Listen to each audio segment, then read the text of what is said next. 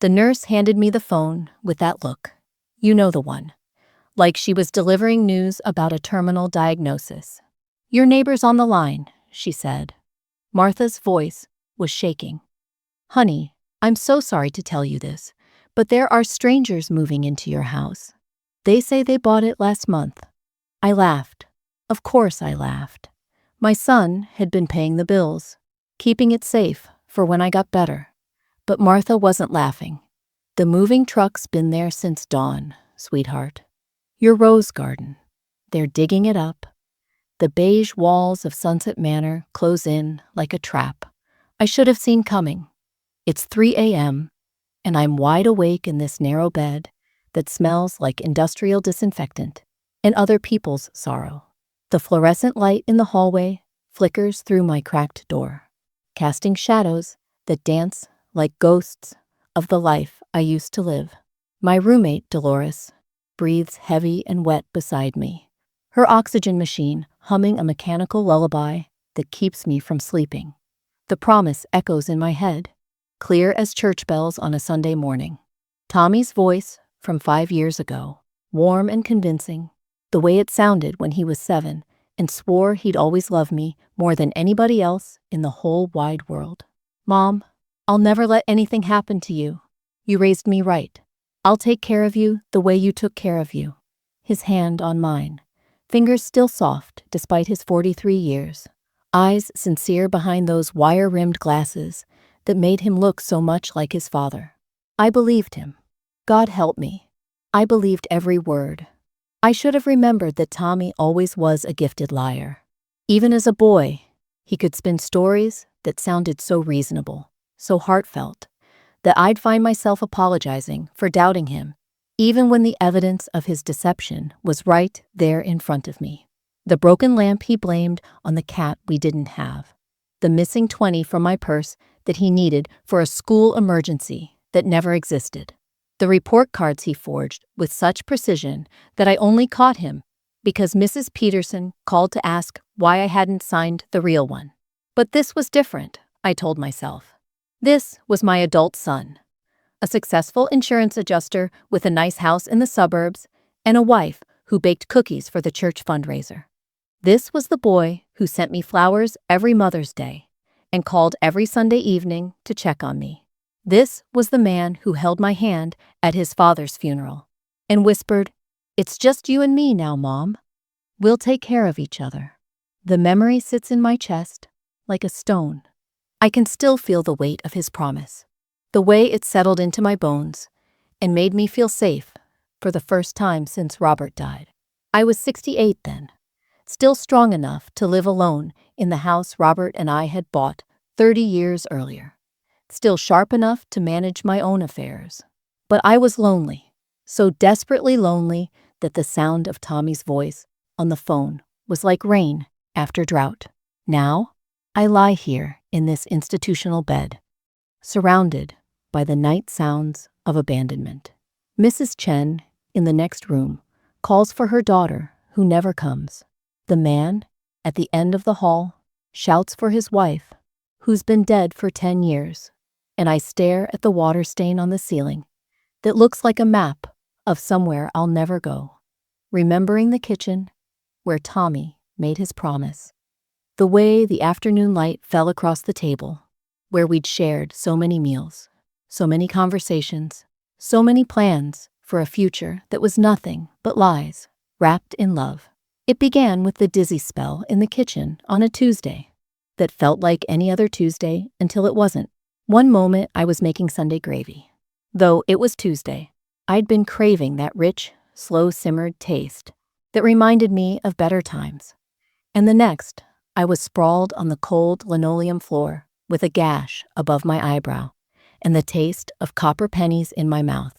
The wooden spoon I'd been stirring with lay beside me like evidence of my growing frailty, and the gravy bubbled and spattered on the stove, filling the kitchen with the smell of burning garlic and my own stupidity. I must have been unconscious for a few minutes because when I came to, there was blood on the white tiles, bright red drops that looked like an accusation against my competence. My head throbbed, with a pain that felt personal, vindictive. I managed to pull myself up using the cabinet handles, my knees shaking like autumn leaves, and caught sight of myself in the chrome surface of the refrigerator. The woman looking back at me was a stranger, pale, frightened, wearing my nightgown, but somehow diminished, like a photograph left too long in the sun. Tommy found me when he came for dinner, standing at the sink, trying to clean the blood from my face with a dish towel. He took one look at the scene, the blood, the still burning stove, me swaying on unsteady legs, and his face went white as communion wafers. "Jesus Christ, Mom, what happened?" His voice cracked the way it used to when he was 12 and scared. For a moment, he was just my little boy again, the one who used to crawl into my bed during thunderstorms. The emergency room at St. Mary's was a symphony of beeping machines and fluorescent anxiety. Tommy held my hand while the young doctor, who looked barely old enough to drive, let alone stitch up old ladies, cleaned my wound and asked questions that felt like small humiliations. Had I been drinking? Number, was I taking any new medications? Number, had I eaten today? I tried to remember. Tommy answered for me. "She's been having these spells," he said, though I couldn't remember telling him about any spells. Getting confused, forgetting things. The doctor's pen scratched notes that would become my downfall. "Balance issues," he murmured, speaking more to Tommy than to me. "Could be inner ear, could be neurological. We should run some tests." But what I heard in his tone was dismissal, the way doctors talk about old people, like we're problems to be managed rather than people to be healed. Tommy nodded sagely, as if he'd been expecting this diagnosis, as if he'd been waiting for this moment. "Mom, this can't happen again," he said in the car ride home, his voice thick with what I thought was concern, but now recognized as opportunity. The concern felt real enough, the way he kept glancing at me, the gentle way he helped me into the house, how he insisted on staying the night just to make sure. But there was something else there too, something I was too shaken to identify then, a calculating quality in his eyes when he thought I wasn't looking, like a man sizing up a business deal. That's when Tommy's helpfulness began, rolling in like fog off the ocean. So gradual, you don't notice it until you can't see your own hand in front of your face. He made tea the way I liked it, checked the locks twice, asked if I needed anything from the store. It felt like love, like the natural response of a devoted son to his mother's moment of vulnerability. But love and manipulation can look identical from the inside, and I was too grateful for the attention to see the trap being built around me, one helpful gesture at a time. "Let me handle the bills, Mom. You shouldn't stress about this stuff." Tommy's voice carried that reasonable tone he'd perfected over the years, the one that made disagreement seem unreasonable. His laptop appeared at my kitchen table 2 days after the hospital visit, sleek and silver against the familiar blue tablecloth I'd used for 20 years. His confident fingers danced across keys that I didn't understand, keys that were beginning to control my life in ways I couldn't yet comprehend.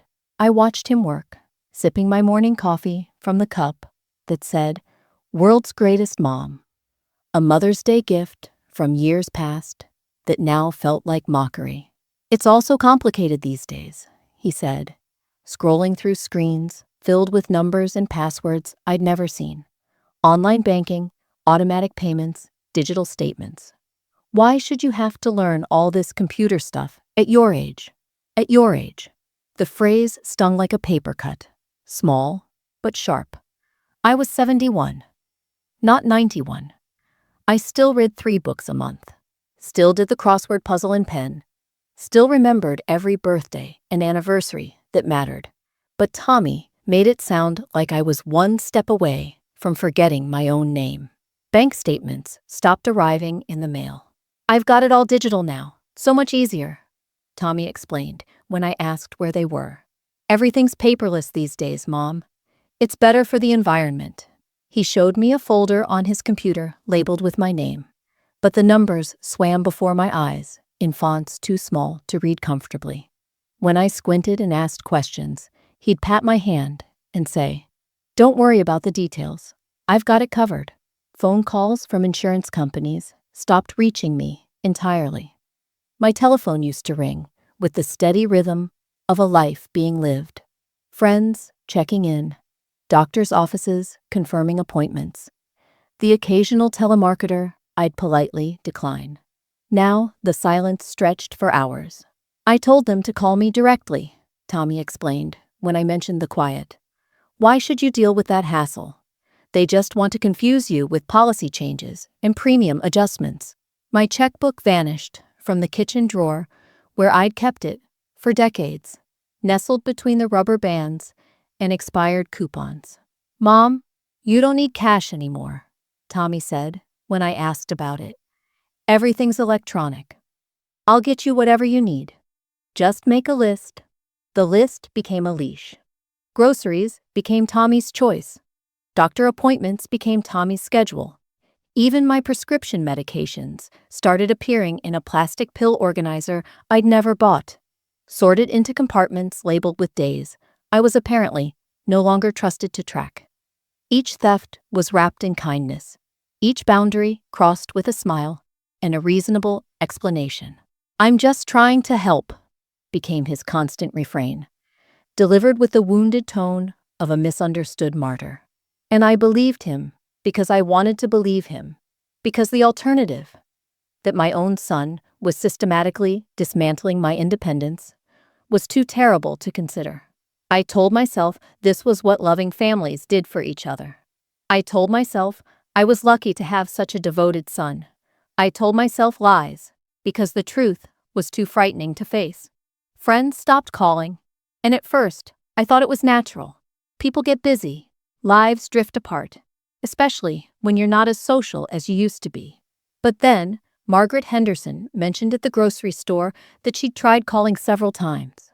"I was worried about you after Tommy told me you weren't feeling up for visitors," she said, her weathered hand touching my arm with genuine concern. I stared at her, confusion spreading through me like cold water. I hadn't spoken to Tommy about Margaret, hadn't told him I didn't want visitors. In fact, I'd been desperate for company, for the familiar comfort of Margaret's voice and her stories about her grandchildren. "I told Mrs. Henderson you're not up for visitors right now," Tommy explained later when I asked, his tone patient but firm, like he was talking to a child who didn't understand grown-up decisions. "You've been tired lately, Mom. Stressed. The doctor said you need rest."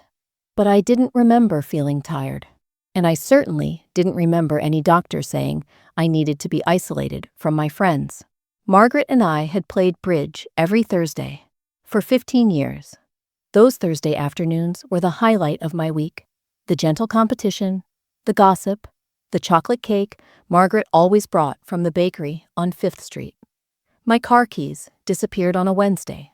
I'd left them on the hook by the back door, where they'd hung for decades, and suddenly they were gone. "Your reflexes aren't what they used to be, Mom," Tommy said when I asked about them, his voice heavy with a sadness that seemed practiced. "It's not safe. Remember what happened in the kitchen? What if you'd been driving?" He painted pictures of catastrophe. Me unconscious behind the wheel, innocent families destroyed by my failing faculties. I couldn't live with myself if something happened because I didn't step in. The car itself disappeared a week later. "I had it towed to the shop," Tommy explained. "The transmission's going, and honestly, the repair costs aren't worth it for a car that old." My 2010 Honda Civic had been running perfectly, but when I protested, Tommy showed me an estimate on his phone. Numbers that seemed impossibly high, technical language I didn't understand. "I'll drive you wherever you need to go," he promised. "It's better this way." Doctor appointments became Tommy-only affairs. "I'll take notes and fill you in later," he said, helping me into his car for what I thought was a routine visit to Dr. Morrison. But when we arrived, Tommy went in alone while I sat in the waiting room with the other patients, feeling like a child left behind. "Doctor says you need more supervision," he reported afterward. But the details were vague. filtered through Tommy's interpretation. When I asked to speak to Dr. Morrison directly, Tommy's face tightened, almost imperceptibly. Mom, you were confused during the appointment. You don't remember, but you asked the same questions 3 times. The doctor thinks it's better if I handle the medical stuff for now. The house phone was upgraded to a system I couldn't figure out. Buttons and menus and digital displays that might as well have been written in ancient Greek. It's got all the latest features, Tommy said. Programming numbers I couldn't access. Caller ID, voicemail, call blocking for those annoying telemarketers. But somehow, all my calls were getting blocked. My cell phone developed mysterious problems. The battery dying suddenly, the screen freezing, numbers disappearing from my contacts. These old phones are so unreliable, Tommy said, examining it with the expertise of someone who'd never had trouble with technology. Maybe it's time for an upgrade. Slowly, quietly, like a spider spinning its web, I became a prisoner in my own home. The walls that had sheltered me for 30 years became barriers. The phone that had connected me to the world went silent. The car that had given me freedom was gone. And through it all, Tommy smiled and spoke in soothing tones about safety and care and what was best for me, until I began to doubt my own perceptions, my own memories, my own right to make decisions about my own life. Just for a few weeks, Mom, until we figure out the right home care situation.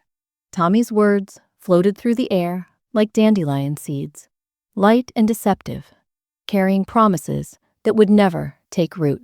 Sunset Manor looked pleasant enough in the glossy brochure he spread across my kitchen table.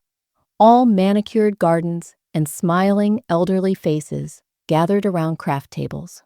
The photographs showed spacious rooms with floral bedspreads and windows that actually had views. Not like the institutional gray walls I'd discover later. It's like a vacation, Tommy said, his voice carrying that forced enthusiasm people use when they're trying to convince themselves as much as you. You'll have activities, people to talk to, nurses if you need anything. And the best part, no cooking, no cleaning, no worrying about bills or maintenance. He made my life sound like a burden I should be grateful to shed. As if independence was just exhaustion wearing a different name. I protested, of course, told him I was fine at home, that I didn't need to be warehoused with strangers, that all I needed was maybe someone to help with the heavy cleaning once a week. But my protests felt weak even to my own ears, undermined by months of Tommy's careful erosion of my confidence. What if you fall again? He asked, and I could see the scene playing out in his mind. Me, lying helpless on the floor for hours, maybe days, because I'd been too stubborn to accept help. Tommy packed my suitcase while I sat on the bed, watching him fold my clothes with an efficiency that suggested he'd been planning this moment for longer than he'd admitted. He chose sensible things. Cotton nightgowns, comfortable shoes, sweaters I hadn't worn in years. My good jewelry stayed behind for safekeeping. My photo albums stayed behind because there's no room for everything. My mother's china stayed behind because they have dishes there. Slowly, quietly, like a spider spinning its web, I became a prisoner in my own home. The walls that had sheltered me for 30 years became barriers. The phone that had connected me to the world went silent. The car that had given me freedom was gone. And through it all, Tommy smiled and spoke in soothing tones about safety and care and what was best for me, until I began to doubt my own perceptions, my own memories, my own right to make decisions about my own life. Just for a few weeks, Mom, until we figure out the right home care situation. Tommy's words floated through the air like dandelion seeds, light and deceptive, carrying promises that would never take root. Sunset Manor looked pleasant enough in the glossy brochure he spread across my kitchen table. All manicured gardens and smiling elderly faces gathered around craft tables. The photographs showed spacious rooms with floral bedspreads and windows that actually had views. Not like the institutional gray walls I'd discover later. It's like a vacation, Tommy said, his voice carrying that forced enthusiasm people use when they're trying to convince themselves as much as you. You'll have activities, people to talk to, nurses if you need anything. And the best part, no cooking, no cleaning, no worrying about bills or maintenance. He made my life sound like a burden I should be grateful to shed. As if independence was just exhaustion wearing a different name. I protested, of course. Told him I was fine at home. That I didn't need to be warehoused with strangers. That all I needed was maybe someone to help with the heavy cleaning once a week. But my protests felt weak even to my own ears, undermined by months of Tommy's careful erosion of my confidence. "What if you fall again?" he asked, and I could see the scene playing out in his mind. Me lying helpless on the floor for hours, maybe days, because I'd been too stubborn to accept help. Tommy packed my suitcase while I sat on the bed, watching him fold my clothes with an efficiency that suggested he'd been planning this moment for longer than he'd admitted. He chose sensible things: cotton nightgowns, comfortable shoes, sweaters I hadn't worn in years. My good jewelry stayed behind for safekeeping. My photo album stayed behind because there's no room for everything. My mother's china stayed behind because they have dishes there. The ride to Sunset Manor felt like a funeral procession. Tommy kept up a steady stream of cheerful chatter about the facility's amenities. The library, the garden, the weekly entertainment. "Mrs. Rodriguez from your old church works there," he said. "Remember her? She said she'd look out for you." But I barely remembered Mrs. Rodriguez, and the thought of being someone's charity case made my stomach clench with humiliation. 3 weeks became 3 months with the smooth inevitability of a tide coming in. "The waiting list for good home aides is longer than we thought," Tommy explained during one of his increasingly brief visits. "And honestly, Mom, you seem to be adjusting well here. Mrs. Peterson says you're making friends." Mrs. Peterson was the activities director, a relentlessly cheerful woman who spoke to all the residents like we were children at summer camp. The friends she mentioned were other forgotten souls, parked here by families who'd run out of patience, or space, or love. My protests were met with concerned looks from staff members who'd clearly been briefed. "Your son is trying his best," they'd say, with practiced sympathy. "He visits every week," but his visits grew shorter, his excuses longer. First it was work pressures, then Cindy's sick mother, then the kids' school activities. Each reason sounded reasonable in isolation, but together they formed a pattern I was beginning to recognize. The slow withdrawal of someone who'd gotten what he wanted. I'd lie in that narrow bed, listening to Dolores wheeze in the night sounds of institutional despair, wondering how I'd become someone whose life could be rearranged without consultation. The woman who'd raised 2 children, managed a household, worked 30 years as a bank teller. Where had she gone? When had I become so diminished that my own son could make decisions about my life as if I were already dead? The temporary stay stretched ahead of me like a life sentence, and I began to understand that Tommy had never intended for it to be temporary at all. The call came from my neighbor, Martha, on a Tuesday morning, while I was picking at the rubbery scrambled eggs they served for breakfast. Her voice on the nursing home's lobby phone was tight with confusion and something that might have been anger. "Honey, there are strangers moving into your house. Big moving truck, men carrying out furniture. Is everything okay?" My heart stopped. Not skipped, stopped. For a moment, I couldn't breathe, couldn't think, couldn't make sense of the words coming through the receiver. Moving truck, strangers. My house. The house where Robert and I had brought both babies home from the hospital. Where I'd measured Tommy's height on the kitchen doorframe every birthday. Where I'd planted the rose garden that bloomed faithfully every spring for 27 years. There must be some mistake," I whispered, my voice barely audible over the din of the nursing home lobby. Residents arguing over the television volume, staff members discussing medication schedules, the constant institutional noise that had become the soundtrack of my exile. "No mistake, sweetheart," Martha said, and I could hear her watching from her kitchen window. "They've got a sold sign up now. Happened fast. Wasn't even on the market last week when I walked by. I thought maybe you'd decided to sell. But when I asked the real estate agent, she said the new owners were eager to move in quickly. Tommy had been handling the house maintenance, he'd told me. Paying bills, keeping it safe, making sure the pipes didn't freeze and the lawn stayed mowed. Don't worry about the house, Mom, he'd said just last week. I'm keeping an eye on everything. When you're ready to come home, it'll be waiting for you. The lie tasted bitter in my mouth now, like medicine that's gone bad.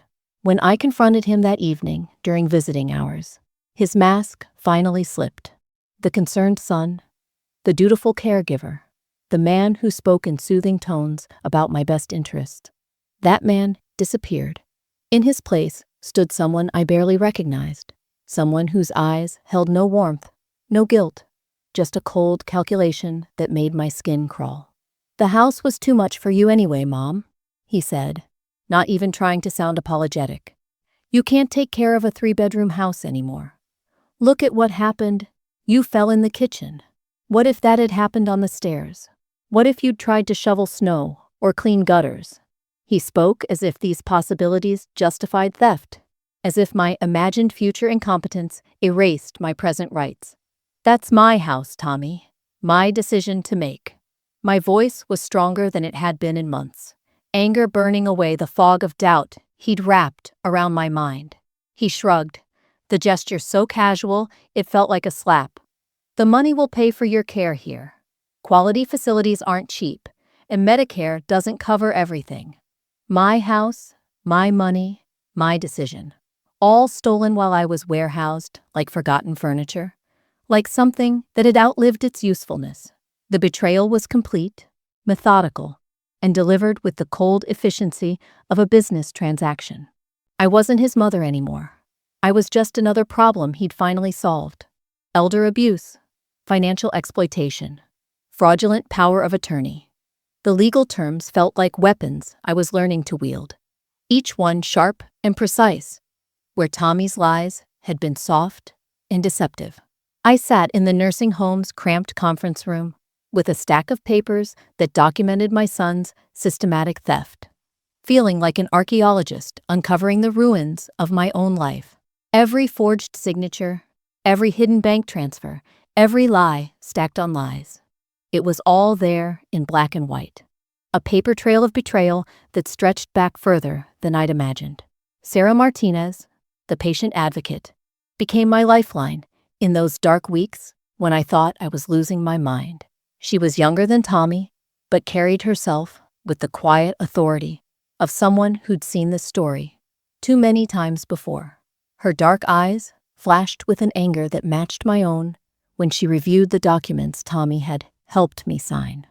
"This happens more than you'd think," she said, her pen scratching notes with the fury of someone drawing battle plans. "Adult children who see their aging parents as walking inheritances. They start small, taking over bills, managing appointments, and before you know it, they've stolen everything." We found the forged signatures first. My name signed to documents I'd never seen. Power of attorney papers dated when I was supposedly too confused to make my own decisions. The handwriting was close. Tommy had always been good at mimicry, but not perfect. The slant was wrong, the pressure too heavy. "A handwriting expert would be able to prove it wasn't mine," Sarah said, "though we'd need to fight for that analysis." The bank transfers were harder to stomach.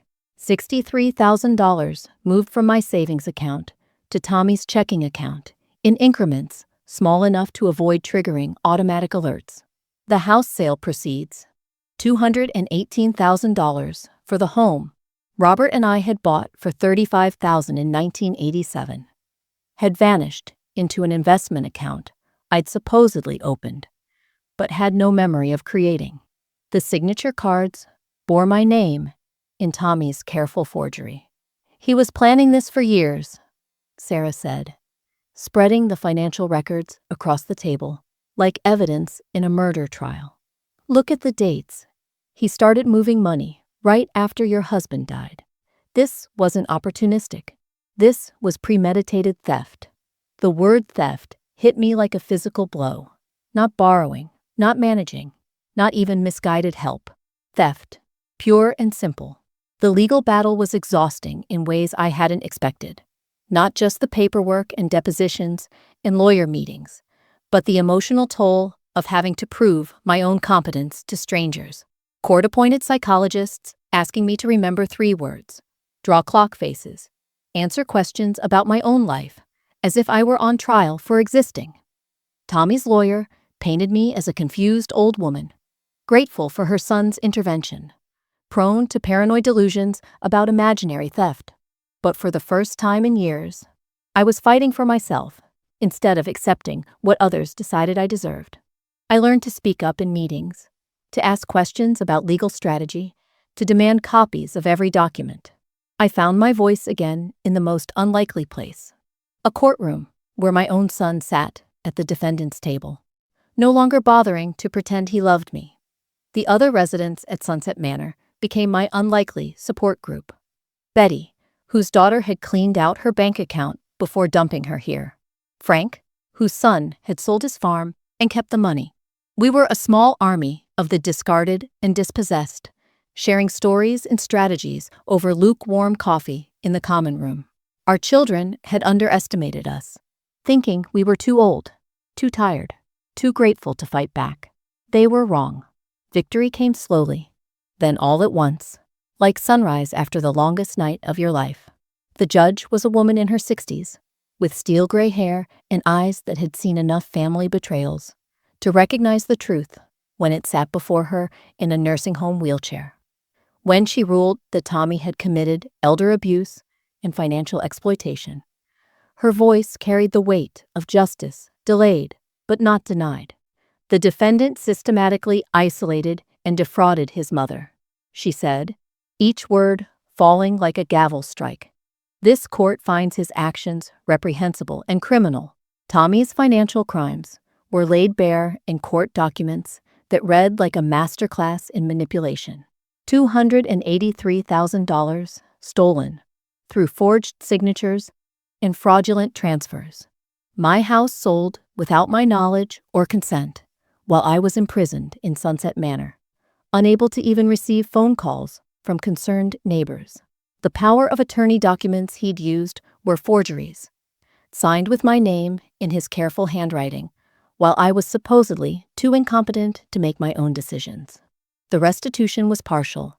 You can't fully repay what was stolen when trust is part of the theft. But it was enough. Enough to leave Sunset Manor. Enough to rent a small apartment with a view of the park where I used to walk with Robert. Enough to reclaim some measure of the independence Tommy had systematically stripped away. My autonomy was legally restored, though the emotional scars would take longer to heal. The court appointed a guardian ad litem to ensure no one could ever again make decisions about my life without my explicit consent. But the real victory was smaller and larger than money. It was learning to trust my own voice again after months of being told I was confused, paranoid, ungrateful. It was remembering that doubt wasn't a sign of mental decline, but of intelligence. That questioning Tommy's motives hadn't been paranoia, but wisdom. My heart had tried to whisper, while my mind was clouded by a lifetime of maternal love. I found unexpected allies among my fellow residents at Sunset Manor during those months of legal battles. Betty, whose daughter had cleaned out her bank account before abandoning her here, became my closest confidant. We'd sit in the sunroom sharing war stories and legal strategies. 2 old women who'd been underestimated by the children we'd raised with our own hands. Frank, whose son had sold the family farm and pocketed the proceeds, helped me navigate the complex paperwork, his farmer's practicality cutting through legal jargon like a sharp blade through wheat. We were a small army of the discarded and dispossessed, united by betrayals that followed disturbingly similar patterns. The gradual isolation, the helpful takeover of finances, the institutional warehousing, the theft disguised as care. Our children had assumed we were too old, too tired, too grateful for any attention to fight back. They'd mistaken our love for weakness, our trust for stupidity. They were profoundly wrong. The discovery that home isn't a building someone can steal, but a sense of self someone can only take if you let them came gradually. Like physical therapy for a broken spirit. Home was the small apartment I rented with my recovered funds, with its morning light and quiet corners, and door that locked from the inside at my command. Home was the weekly coffee dates with Betty and Frank, now my chosen family, born from shared survival. Home was the volunteer work I began at the Elder Rights Organization, helping other victims navigate the legal system that had ultimately protected me. Tommy still called sometimes, his voice small and sorry, heavy, with what sounded like genuine remorse. But sorry doesn't rebuild trust any more than rain can unburn a forest. Love without respect is just manipulation, wearing prettier clothes. And I'd learned the difference too late and too well to ever confuse them again. I survived my son's betrayal, not by forgetting it, but by remembering who I was before I became his victim. A whole person deserving of dignity until my very last breath. Now I speak at senior centers across 3 counties, warning others about the signs I missed. The red flags I explained away with a mother's desperate love. My voice carries through community centers and church basements, reaching faces that remind me of my own reflection in those dark nursing home days. Tired, confused, wondering if they're losing their minds or their children are losing their souls. Trust your instincts, I tell them, leaning forward in my chair, meeting their eyes with the intensity of someone who's lived through the unthinkable. When something feels wrong, it probably is. Love doesn't require you to surrender your dignity. The questions always come afterward, whispered in hallways and parking lots by women whose voices shake with recognition. My daughter says I'm too old to handle my own checkbook. My son thinks I should move somewhere safer. They say they're just trying to help. I see myself in their uncertain faces, hear my own doubts echoing in their words. I give them Sarah's business card, the contact information for elder abuse hotlines, the phone numbers that might save them from my fate. Tommy still calls sometimes, his voice small and sorry, drifting through my answering machine like smoke from a fire that burned down everything I thought I knew about family. Mom, I think about you every day. I know I can't undo what I did, but I want you to know I'm in therapy. I'm trying to understand how I became someone who could hurt you like that. The words sound practiced, rehearsed, like lines from a play about redemption he's desperate to star in. I listen to his messages, but rarely call back, not out of cruelty, but out of self-preservation. Sorry doesn't rebuild trust any more than rain can unburn a forest. His remorse might be genuine. I hope for his own sake that it is. But forgiveness is a bridge that requires 2 willing architects. And I'm no longer interested in construction projects that leave me vulnerable to another collapse.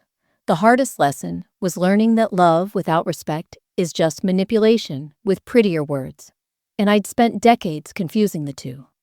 I'd loved Tommy fiercely, completely, the way mothers are supposed to love their children, with a devotion that asked for nothing in return, except the basic dignity of being seen as a whole person.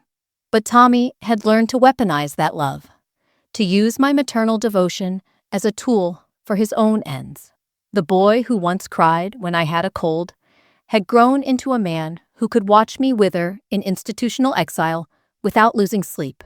People ask if I hate him, if I wish him ill, if I want revenge for what he stole.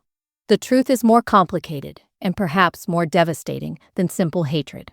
I grieve for him, for the son he could have been, for the man his father hoped he'd become, for the relationship we'll never have.